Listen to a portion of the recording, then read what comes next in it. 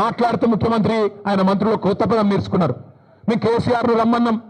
అరే నీకు నేను ఒకటే అడుగుతున్నా ముఖ్యమంత్రి, మా పిల్లలు సోషల్ మీడియాలో పోస్టు పెడితేనే గడగడలాడుతున్నావు, నీకు కేసీఆర్ కావన్నా?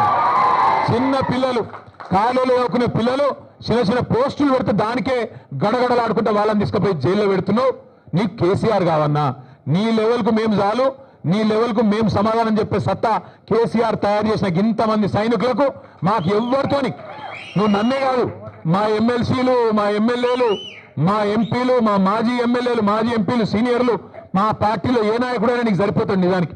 కానీ నువ్వు ముచ్చటపడుతున్నావు, పేరు తీసుకున్నావని నేను వచ్చినా, మళ్ళా నువ్వు ఎప్పుడు పిలిచినా వస్తా.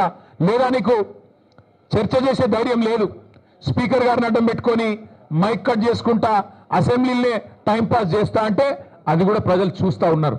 నీకు నిజంగానే నిజాయితీ ఉంటే, నిబద్ధత ఉంటే చర్చకు రా, లేకపోతే ముక్కు నేలకు గీసి కేసీఆర్కు క్షమాపణ చెప్పు.